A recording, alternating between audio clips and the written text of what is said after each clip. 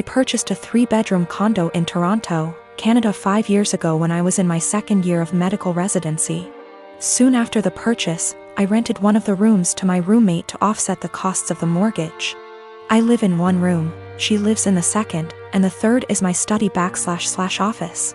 She has been a great roommate from the beginning. We aren't necessarily friends, as in we don't do things together for fun, but we get along exceptionally well. The entire roommate/tenant relationship has gone swimmingly up until recently. A couple of weeks ago, my roommate broke the news to me that she is pregnant.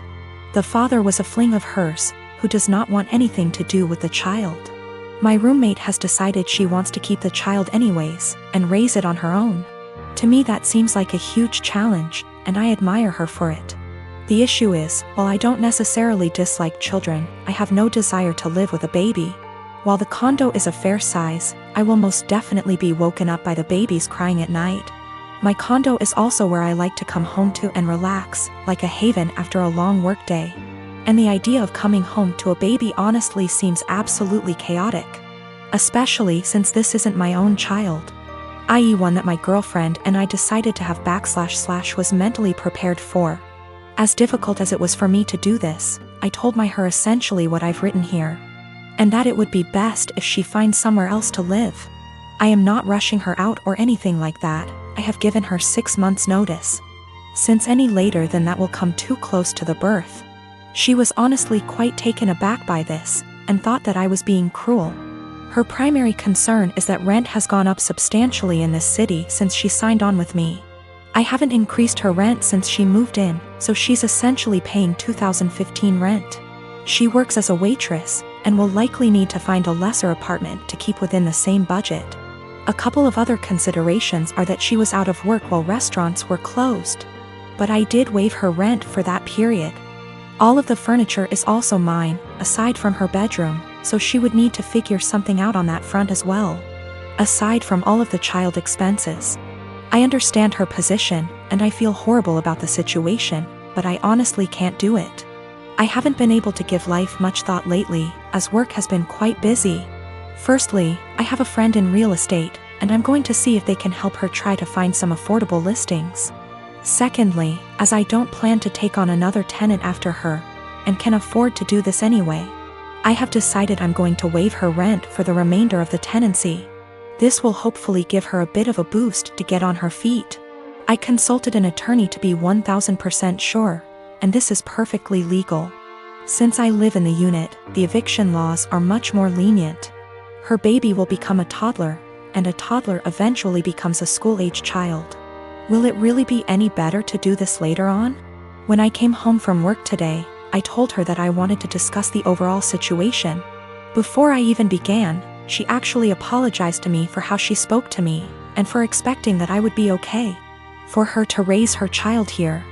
I told her that her apology is totally unnecessary, as her reaction was completely understandable considering the uncertainty of her future. I then told her that I would waive her rent for the REMA. I met my friend Chuck about 1.5 years ago. We were both part of an online local group for single parents, and eventually met offline with other group parents. I have known Britt since high school. Chuck's wife died of childbirth complications the day their daughter was born, more than 2 years ago. Britt is a few months out of a 9-year relationship.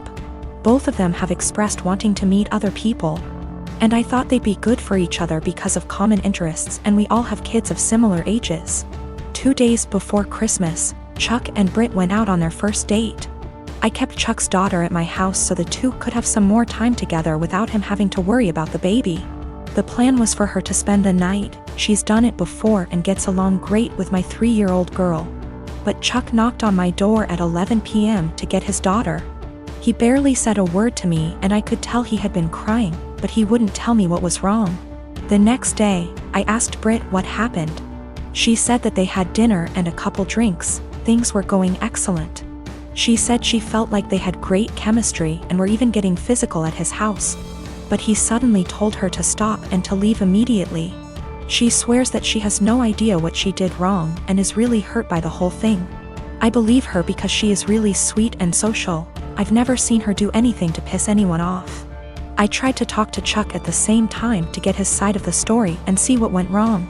All he said that he wasn't feeling it and didn't want to discuss it further. I didn't push it, but when I went to wish him a Merry Christmas a day later, I saw he had deleted me from his social media. I texted it to him instead and asked, "You okay?" But no response. I am seriously hurt and don't know what to do. Chuck has become one of my closest friends, and our daughters are the best of friends too. I am really worried that this has something to do with his wife. And I want to apologize if he felt like I was pressuring him to date after her death. At the same time, I don't want to overstep boundaries and bother him when he's having a hard time. It's been over a week and I'm worried / upset.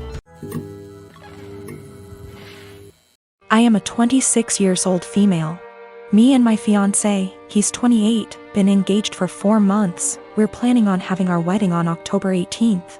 My future mother-in-law kept annoying me and sending me suggestions for choosing the right wedding dress, and said that she knew better and tried to get me to approve of wedding dresses that she chose. And when she couldn't enforce her decision, she demanded that I take her with me to buy my wedding dress so she could have an opinion. Before I went shopping, I called her to ask if she wanted to come, but started making excuses about how busy she was with my sister-in-law.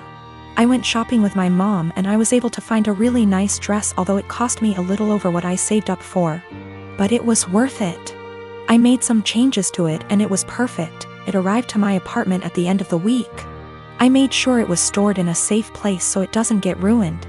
Yesterday, I got back from my mom's house and found that my fiancé wasn't home, neither was the dress. I called him immediately, knowing that he must have taken it to show it to his mom, since she continuously asked to see it and refused to have me send her pictures of it on Facebook. I was so mad when it was confirmed that my fiancé took it to show it to his mom. He said he was gonna be home in 30 minutes. After he went to the supermarket, I waited for longer than I had to, and then when he arrived I ran to get my dress. That was buried underneath grocery bags. I took it to check on it and its zipper was broken, and the dress itself, fabric, was stretched out. I was like, what the happened to it? My mother-in-law must have tried it on, because it looked ruined. The straps were almost loose. I had to call my mother-in-law when my fiancé told me his mom and sister took turns to try it on. I was absolutely livid. She told me she did nothing wrong and that I was making a big deal out of it. She said she'd get a replacement for the broken zipper. But I told her to pay for a new dress since it was stretched out and no longer fitting. She refused and said that I probably wasn't happy with my dress choice and wanted her to pay so I could get a new one. I yelled at her for trying it on and ruining it. That she and my fiancé were responsible for ruining my dress, so they should pay for a new one. It's done, no longer fitting. The straps are in a horrible condition. My mom said she'd pay for fixing it, but I just hate it now that someone else wore it before me. I'm mad at both of them and seriously considering postponing the wedding. I am a 30 years old male, and I got married 2 weeks ago. I was married before, but it ended after I found out that my older brother Thomas, 34 years old, got involved with my first wife. It was devastating because we were close and had a great relationship. I also helped him so much while he was struggling, and seeing how he repaid me hurts to this very day. I stopped talking to him and mom and dad forced me to keep it a secret, and because I was too weak to argue with them, I just kept my own distance. Then I met my now wife. My family loved and embraced her as their own. Mom and dad treat her like a queen, which helped repair and solidified my relationship with them. However, as the wedding was approaching, they told me they expected me to invite Thomas. I of course refused, but they kept guilting me about what the relatives and other guests would think and say when they don't see Thomas there. I fought with them about it till the day of the wedding. Turned out they'd invited him behind my back, but I found out and stopped them in time. They came to the wedding looking pissed, asking what we were going to tell people when they ask about Thomas. I told them I'd take care of it. And what I did was take a moment while everyone was paying attention, grabbed the mic and flat out announced this and said, "The reason I didn't invite Thomas to my wedding is because I was worried he'd steal my now wife just like he stole the first one." I said it playfully to not make it sound so tense, but most of the guests looked shocked and started mumbling. Then it went awkwardly quiet for a moment. Then we moved on, but I saw mom and dad walk out while looking at me grudgingly. Later, they started lashing out about how I just exposed Thomas and caused him to be shunned by the family in the most hideous of ways.